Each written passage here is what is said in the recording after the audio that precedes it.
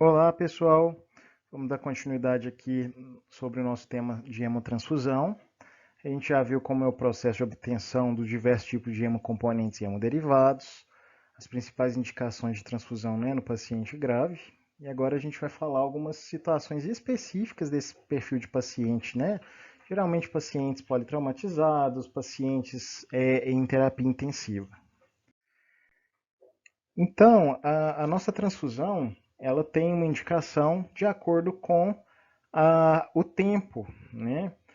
Ela vai ser programada quando eu sei que o paciente precisa fazer a transfusão de tempos em tempos. É uma anemia crônica ou então uma doença congênita que tem a necessidade dessa transfusão, né? Então eu programo isso com antecedência, né? Então eu agendo para o paciente procurar o serviço, né, para fazer a transfusão em determinado dia, determinado horário. Ela é considerada não urgência quando ela precisa ser feita, geralmente dentro das 24 horas. Então, o paciente é um paciente que tem indicação, mas é um paciente que está estável, né? Eu não tenho que fazer tão rápido assim, né? Eu posso fazer nas primeiras 24 horas, desde que tenha indicação, né?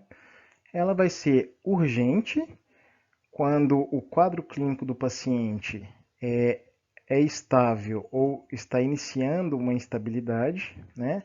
E ela tem que ser realizada nas primeiras 3 horas, né? Então é uma situação onde basicamente eu vou coletar a amostra de testagem, o sangue vai ser testado para avaliar compatibilidade, a bolsa específica de acordo com aquela compatibilidade vai ser descongelada, vai ser preparada, né, para estar disponível dentro desse tempo. Então, é uma situação onde eu tenho um tempo de preparação mais com um período mais curto aí, né, mais justo para resolver a situação. E eu tenho aquelas situações que a gente considera de extrema urgência, que são aqueles pacientes que, se eu não transfundir naquele exato momento, ele tem grande chance de morrer nos próximos minutos. Então, aqueles pacientes politraumatizados graves que tiveram uma perda sanguínea exuberante, né, eu não posso esperar a testagem toda, né? Então, a gente faz, nesses casos de extrema urgência, a indicação do sangue doador universal, né? Preferencialmente o O negativo. Então, eu não vou fazer, não vou esperar, né, esses testes da amostra do paciente receptor para fazer e tomar alguma conduta. Então, nesses casos, o que, que vai acontecer? A gente coleta a amostra para fazer a testagem, a gente já solicita o sangue O negativo, se estiver disponível, faz o O negativo enquanto a testagem está acontecendo. Depois que sair o resultado da testagem, as próximas bolsas já vão ser específicas, né, para aquele tipo de sangue do receptor. E quais são os testes, né, pré-transfusionais que têm que ser feitos, né? A legislação obriga, né, ter pelo menos a classificação do grupo sanguíneo, então a tipagem sanguínea, tanto do sistema BO quanto do RH. Eu tenho que fazer pesquisa de anticorpos irregulares, porque eu posso ter reações imunológicas graves.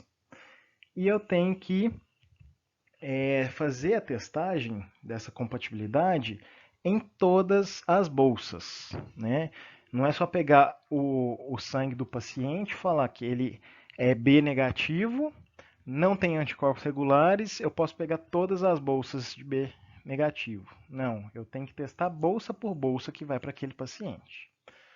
Então, é um processo que vai ser demorado, né? A legislação exige tudo isso para a segurança do paciente, então, esse processo, né, de obtenção da amostra, testagem, pesquisa de anticorpos, testagem de bolsa por bolsa, vai demorar pelo menos 60 minutos, né? Então, aquele paciente que está mais grave não vai esperar esse tempo todo. Então, a gente tem que transfundir de extrema urgência, né? Mas aqueles que estão graves, mas que estão relativamente estáveis, a gente ainda consegue esperar fazer a testagem pré-transfusional. Então, uma das situações especiais que a gente tem é essa transfusão de emergência, né? Se eu atrasar o início da transfusão, o paciente morre. Então, é melhor eu fazer sem os testes pré-transfusionais, né, de compatibilidade, e aguardar é, o tempo até a amostra que foi colhida ser testada. Então, o que, que acontece, né? O médico daquele serviço ele tem que ser informado qual que é o tempo exigido, né, até os testes ficarem prontos, porque se o paciente aguardar o tempo, né, até o resultado dos testes pré-transfusionais saírem, eu vou aguardar. Mas se for mais demorado, né, realmente for 60 minutos e o paciente não aguentar esperar 60 minutos, né, o médico vai pesar o risco-benefício de transfundir essa bolsa, né, sem o teste de compatibilidade. O médico ainda tem que assinar o termo de responsabilidade. Né? Ele fez aquilo, lógico, pensando bem do paciente, mas ele é responsável por aquela conduta. Né? Então, todo serviço que tenha a indicação, né, de banco de sangue tem um comitê que gera a documentação que, no caso, né, de transfusão de emergência, o médico se responsabiliza por ter feito aquilo. Quando que eu vou indicar a transfusão de emergência? Principalmente naqueles pacientes com hemorragia aguda, onde está sangrando muito, não, hemorragias graves, né? Essa hemorragia foi suficiente para levar a uma instabilidade hemodinâmica, então o paciente desenvolve um choque hipovolêmico, né?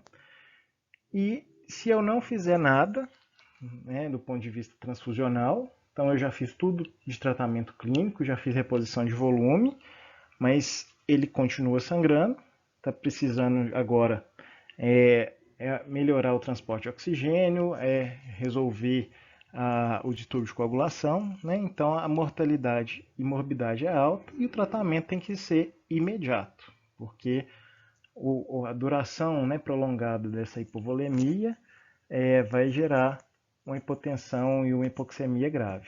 Né? Então, o tratamento nesses casos tem o objetivo de restaurar o volume sanguíneo. Né? Então, se eu colocar só solução cristalóide e o paciente continua sangrando, o que, que acontece? Eu começo a hemodiluir os componentes, né?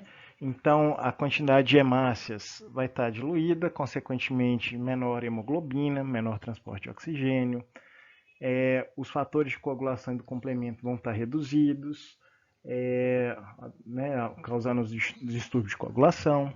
Então, vai perpetuando, né, o processo de hipoxemia, o processo de sangramento. Né? Então, outro objetivo é justamente corrigir e manter a hemostasia, né? Para manter uma oxigenação adequada, manter nível pressórico adequado. Muitas vezes essa transfusão vai ajudar, né, na correção de alterações ácido-básicas, bioquímicas, né, porque o paciente está com isquemia de tecido periférico, ele vai fazer uma acidose metabólica, né, ele começa a ter elevação de lactato, então a gente vai ter que corrigir essa perfusão e esses distúrbios, né? E, lógico, não adianta eu só transfundir, eu tenho que diagnosticar qual que é a causa de sangramento para conseguir parar o sangramento. Porque se eu não tratar o sangramento, não adianta ficar transfundindo sem parar. Né? Eu tenho que resolver. Então a transfusão vai ser justamente para o paciente não morrer e da condição dele dar continuidade aí no tratamento. Né? Ter condição de ir para uma mesa de bloco cirúrgico. A gente tem essa classificação do choque hipovolêmico por causa hemorrágica, muito utilizado, né, nos atendimentos pré-hospitalar, no ATLS, né, que quando eu tenho uma perda sanguínea de aproximadamente 750 ml, eu considero um choque hipovolêmico de classe 1. Geralmente o paciente não tem taquicardia, consegue manter nível pressórico adequado, e o tratamento aqui seria apenas com cristalóide. O choque hipovolêmico de classe 2 é aquele que já tem uma perda sanguínea entre 750 e 1500, o paciente já começa a fazer uma taquicardia, mas ainda consegue manter valor de pressão normal. Então aqui o tratamento ainda é com cristalóide, né? Mas a partir da classe 3, eu já começo a ter hipotensão. Então, né, na situação classe 3 e classe 4, além do cristalóide, eu já tenho indicação de fazer hemotransfusão. Então, se eu perder mais que 1,5 litro de sangue, né, além da taquicardia, eu tenho hipotensão associada. Né, eu já começo a ter sinais de hipoperfusão. Então, eu aumento a frequência respiratória, eu já tenho alteração de sensório, né, com agitação, confusão, ou até mesmo já uma letargia entrando para coma. Né? Então, nesses casos, né, de sangramento causando choque hipovolêmico, classe 3 e 4, né, a gente já tem indicação de transfusão além do manejo de cristalóides. Então, a gente vai tentar fazer uma reposição volêmica agressiva, justamente para quê? Tentar manter nível pressórico adequado até o teste pré-transfusional sair, né? Então, se o paciente teve uma resposta, mesmo que seja parcial, ela vai durar 30 minutos, 1 hora, então às vezes é o tempo suficiente aí para sair o teste pré-transfusional. Então eu aguardo até solicitar o sangue, né? Agora, aquele paciente que está exsanguinando, né? Está sangrando sem parar, sangramento volumoso, eu não vou esperar o teste transfusional, até porque ele não teve resposta adequada à reposição com cristalóide. Então eu transfundo imediatamente, preferencialmente sangue do tipo O com RH negativo, que é o que vai ter menos resposta imunológica. Aquele paciente que não teve resposta à reposição volêmica, mas eu consegui controlar o sangramento parcialmente, então às vezes é um paciente que teve uma ferida cortocontusa significativa, vamos supor que lesionou a coxa, lesionou a artéria femoral, está sangrando muito. Mas com compressão local eu consegui parar o sangramento. Não é o tratamento definitivo, mas não está sangrando mais. Então esse paciente consegue estabilizar, eu consigo fazer a tipagem sanguínea, né, e fazer os testes pré-transfusionais, justamente para conseguir transfundir o sangue tipo específico mais adequado. Lembrar sempre que mulheres em idade fértil, a gente não vai fazer sangue RH positivo, porque a gente vai sensibilizar essa mulher, quando ela engravidar, ela vai fazer a doença do enxerto versus hospedeiro, né, que antigamente era chamada de eritroblastose fetal. Né? Então, sempre, mulher precisou de transfusão tem que ser tipo negativo, RH negativo. Né? De qualquer paciente, preferencialmente seria O negativo. Mas se for um homem que está sangrando, não tem O negativo, eu posso fazer o O positivo, tranquilo. Mas a mulher eu vou tentar o máximo possível não fazer. Né? Sempre RH negativo. Outra situação que a gente tem que considerar aqueles pacientes que têm indicação de transfusão maciça. Né? Mas o que é isso? A gente tem na literatura várias definições do que é transfusão maciça. Seria aquela, né, transfusão que a gente teria que repor um volume que equivale a 1,5 vezes a volemia do paciente, ou então, né, reposição de sangue correspondente a uma volemia, né, que seria cerca de 75 ml por quilo de peso, nas primeiras 24 horas. Em termos práticos, é o que? Se eu transfundir entre 10 e 12 unidades de concentrado de hemácia, eu considero isso uma transfusão maciça, né, nesse período das 24 horas. Ou então aquela reposição, né, agressiva aí, nas primeiras 3 horas, que equivale a cerca de 50% da volemia. Né, então, se eu transfundir 5 a 6 bolsas nas primeiras 3 horas, eu considero transfusão maciça. Aquele paciente que está perdendo muito sangue, né, então pelo menos 1,5 ml por quilo minuto nos primeiros 20 minutos, eu considero um paciente indicado, né, de transfusão maciça. Ou aquele paciente que precisou de pelo menos 4 concentrados de hemácia na primeira hora, né? Então, assim, são definições muito diferentes, e se a gente for tentar juntar essa definição numa só, a gente vê que são situações onde eu tenho sangramento volumoso com necessidade de transfusão de grande quantidade concentrada de hemácia, né? Quando que eu vou fazer isso? Geralmente, né, nos pacientes politraumatizados, geralmente a mortalidade está associada aí em 40% desses casos, né? Então, 40% dos pacientes nós possivelmente vão morrer por sangramento. Então, a gente vai precisar aí fazer transfusão maciça neles. Complicações obstétricas, né? Síndrome HELP, CIVD, que pode ser uma complicação também, né? Nos pacientes obstétricos. Em cirurgias de grande porte, então às vezes uma cirurgia cardíaca, o paciente começa a sangrar e sangra grande quantidade, vai transfundir 1, 2, 3, 4, por aí vai, né? Dos concentrados de hemácia, né? Então a gente tem indicação de fazer a transfusão maciça. Quando eu tenho então um trauma grave, né? Aquela hemorragia, ela vai levar a uma hipóxia tecidual. Essa hipóxia por si só vai causar uma acidose, e a acidose vai fazer com que haja uma piora das coagulopatias, né? E isso vai exacerbar ainda mais o sangramento. Além do que, quando eu faço a transfusão, seja de soluções cristalóides, soluções coloides, né? A gente pode ter hipotermia, que também é um fator que piora a coagulopatia, e a própria transfusão, pela diluição dos fatores de coagulação, elas vão acabar também aumentando a chance de coagulopatia.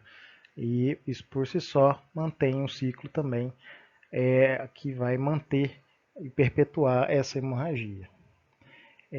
Além do que, quando eu tenho uma transfusão maciça de concentrado de hemácia, a gente vai ter a piora também, porque isso também dilui os fatores de coagulação.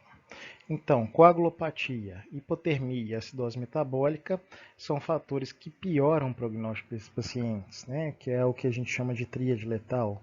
Além da tríade letal, a gente tem agora, né, o cálcio como um fator importante, né, que é perdido aí durante o sangramento secundário ao trauma, né? Então, isso vai piorar ainda quando eu faço uma transfusão maciça. E esse cálcio vai cair mais, porque ele vai ser mais consumido, né? Então a gente vai piorar a mortalidade. Então o que, que eu faço? O paciente chegou com a indicação de transfusão maciça. Eu tenho que fazer ressuscitação volêmica do mesmo jeito, né? Vou fazendo o uso de cristalóide, só que eu sei que não dá para ficar só com cristalóide, né? A gente vai ter que solicitar a amostra para a agência transfusional, né? Então, tipagem sanguínea, prova de anticorpo irregular, essas provas de compatibilidade, né? Ao mesmo tempo que eu vou acompanhar alguns fatores relacionados, né, com a hemodinâmica do paciente. Então, o hemograma, que vai me mostrar quantas plaquetas que tem, qual que é o nível de hemoglobina, fazer teste de coagulação, incluindo a dosagem de fibrinogênio, para ver se esse paciente está com discrasia sanguínea, se vai ter que fazer reposição especificamente a algum fator de coagulação ou do crio precipitado, né? Avaliar a função renal, porque o choque grave, né, a gente acaba comprometendo perfusão renal, uma oligúria, e esse paciente vai aumentar as escórias azotadas, né? A função hepática, porque sangramentos volumosos a gente vai ter vasoconstrição da circulação esplâncnica, o fígado começa a sofrer isquemia, né? Então uma hepatite isquêmica pelo choque grave. A gasometria, que vai me falar se o paciente já está evoluindo com acidose metabólica, né? Então isso tudo vai ser solicitado, né? Enquanto a gente está aguardando chegar a bolsa, né, de sangue aqui. Não necessariamente tem que ser aquela de muita urgência, né? Tem que ser a de urgência. Então dá tempo de esperar as amostras, né, da unidade transfusional. E como que tem que ser feito isso? Não adianta eu só dar concentrado de hemácia, que eu estou diluindo os outros fatores. Então, para a gente ter uma transfusão maciça de forma um pouco mais segura, né, porque se chegou nesse ponto a situação é muito grave, a gente tem que evitar ao máximo as complicações. Então, a gente utiliza o protocolo da Universidade de Maryland, que é onde a gente vai fazer uma transfusão de 1 para 1 para 1. Isso é o quê? Para cada um concentrado de hemácia, eu também tenho que fazer um plasma fresco congelado e uma unidade de plaqueta. Porque eu vou dar aqui todos os fatores de coagulação, todas as proteínas plasmáticas, vou dar plaqueta, sem fazer a diluição desses fatores, né, ao mesmo tempo que eu estou dando mais hemácia. Né? Então, o objetivo aqui é justamente evitar essas complicações e deixar a transfusão maciça mais segura. Então, gente, muito obrigado. Daqui a pouco a gente finaliza com os efeitos adversos relacionados à transfusão. Muito obrigado.